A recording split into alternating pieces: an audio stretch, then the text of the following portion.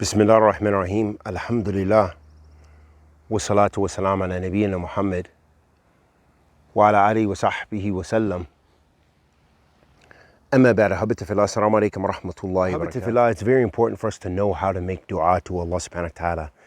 What are the manners, the etiquettes of making dua so we can have our supplications answered by Allah subhanahu wa ta'ala. Habita fillah, that some of the etiquettes on how to make dua to Allah subhanahu wa ta'ala is first, start the dua by praising Allah, subhanallah, alhamdulillah, wallahu akbar, and sending blessings upon the Prophet sallallahu alayhi wasallam, Allahumma salli ala Muhammad.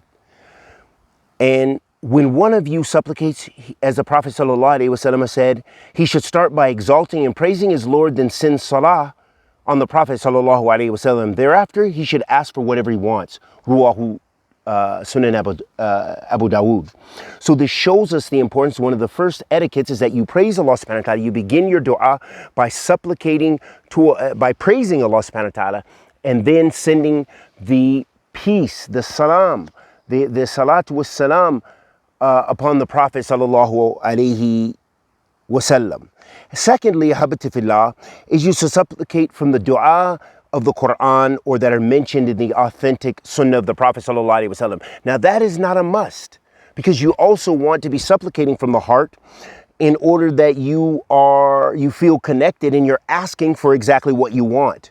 But that does not limit either one of them, meaning you can supplicate to Allah subhanahu wa ta'ala by du'as that are mentioned in the Quran. Rabbana atina fid dunya hasana wa fil akhirati hasana wa qina adhaban nar. O Allah, O our Lord, give us good in this life as well as the hereafter, and protect us from the hellfire. رَبَّنَا لَا تَزِغْ قُلُوبَنَا بَعْدَ إِذْ هَدَيْتَنَا وَهَبْ لَنَا مِن لَدُنكَ رَحْمَةً إِنَّكَ أَنْتَ الْوَهَّابُ. O our Lord, don't allow our hearts to deviate after you have guided us. Verily you are Al-Wahhab, you're the off-giving. You give everything, subhanahu wa ta'ala. And then you could supplicate with dua from your own heart. Oh Allah, please increase my rizq. Please help me in such and such affair. Help me rectify my condition in this thing. Rectify my affairs, all of them. And various ways of dua. The third etiquette we want to keep in mind is supplicate through the divine names of Allah subhanahu wa ta'ala. Ya Hayyul, Ya Qayyum. Ya Tawwab. Acceptor of repentance. Call upon Allah subhanahu wa ta'ala because you're seeking forgiveness from Him. Ya Tawwab, give me, please accept my tawbah. Please accept my repentance. Ya Ghafur, Ya Ghaffar. Seeking forgiveness from Allah subhanahu wa ta'ala by supplicating with His divine, beautiful names. Ya Razzaq, increase my rizq. Oh, provider of rizq, of sustenance. Please increase my sustenance. Also, habati fillah, very important is to humble yourself before your Lord subhanahu wa ta'ala, the Almighty, hoping for His reward and fearing His punishment. This is also a very important aspect of dua. Don't be arrogant with regard to your dua by refusing to make dua, or arrogant in your dua as if you're demanding from Allah subhanahu wa ta'ala to fulfill your needs or help you. La. Show the humility before your Lord. You're in need of Him. He is not in need of you. Also, habati fillah, this is very important where many of us fall short in our etiquettes and in our conditions, if you will, for making dua, and that is having yaqeen. Not the institute yaqeen, but yaqeen meaning certainty, that you are certain to be answered from your Lord. Don't think that your Lord doesn't hear you or because you have so many sins. No, you still have to have faith in Allah that He is going to answer you and He is going to give you what you need and what you want and what you desire, especially that which is good for you. So have yaqeen, firm conviction that Allah subhanahu wa ta'ala will accept your dua. Also, another very important aspect of making dua is that a person should be persistent. Have mumarasa. Continue to make dua. Don't think, I prayed istikhara once, I made dua once about it. No, whatever your issues are, the things you're striving for, the things you need, continue to make dua. Continually make dua to Allah subhanahu wa ta'ala. Also, habati fillah, something else a lot of us fall short on, and that is being hasty with regards to our dua, meaning supplicating to Allah and then quickly saying, you know, Allah didn't answer me. Well, it's been 2 weeks. It's been a month.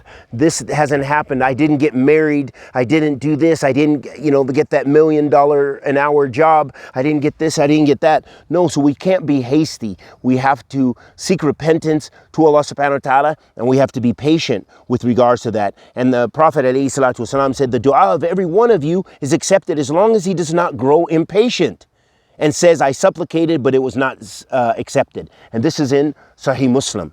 Another important etiquette and manner of dua, and this is so important for all of us again, is to stop sinning and consuming haram. So many of us, we, as the Prophet ﷺ mentioned about the Bedouin who was in the desert, and he sallallahu alaihi wasallam said, he narrated the story of him. He said this man, that he will raise his hand and say, Ya Rabb, Ya Rabb. You know, oh my Lord, وَمَتْعَمُهُ haram, وَمَشْرَبُهُ haram. You know, his food was haram, his drink was haram, and his clothing was haram, and he was nourished from haram. So how can his dua be accepted? What we learn from this hadith of Rasulullah sallallahu alaihi wasallam is that one of the prohibitors, the mu'ana' of dua, is that our sins can prevent us. So if you are dealing with issues of pornography or zina or alcohol and drugs and other things, those can be things that can prohibit you. Or some of the people don't even have any of those things, but they are chronic liars. They are, what do we say, sociopaths or whatever. They are chronic liars. They can't help themselves, but they lie for whatever reason. That they are it's almost like an addiction. It's like almost like a mental health issue that some people lie to that extent. Maybe they're seeking the pleasure of the people. I don't know why certain people suffer from that ailment of just lying. So these major sins can be things which cause your dua to be rejected and not be accepted by Allah. Oh Allah, please forgive us and guide us and bless us to leave our sins. I mean, another important etiquette of dua, habit fillah, is supplicate in times of ease and hardship. So don't just supplicate only when you're having a difficult time. Supplicate all the time to Allah. When things are going great, supplicate to Allah. When things are going bad, supplicate to Allah. Always supplicate to who? To Allah subhanahu wa ta'ala, the creator of the heavens and earth, the one who hears our dua. And finally, learn the various times which are mashru', which are legislated to have your dua accepted by Allah subhanahu wa ta'ala. For example, between the adhan and the iqama. Also, during the call of prayer. Also, at the end, after tashahhud al-akhir, in salat. Also, when you're in sujood, when you're prostrating before Allah subhanahu wa ta'ala in your prayer. Also, the last portion of Jumu'ah. Also, when you're fasting and you're breaking your fast. Also, when drinking Zamzam water, for example. And also, when it rains, supplicate to Allah subhanahu wa ta'ala. Also, if you are oppressed, that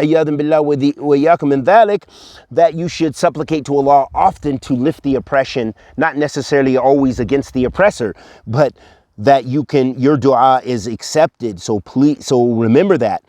Also, supplicate often for your brothers and sisters who are not around you. So, for example, you have a brother or sister in Atlanta or in New Mexico or in California or in Sweden or in Nepal or in China. Supplicate for them. Someone you know or someone you don't really know. You can even supplicate for them, because this is the dua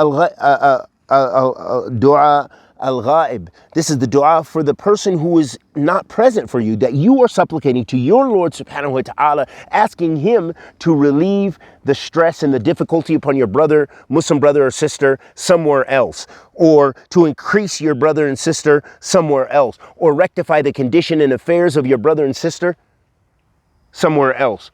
All of these are means of having your dua accepted by Allah subhanahu wa ta'ala. Lastly, I want to mention another time to make dua is the dua of the traveler, the one who is a traveler, musafir, that also they should make dua often.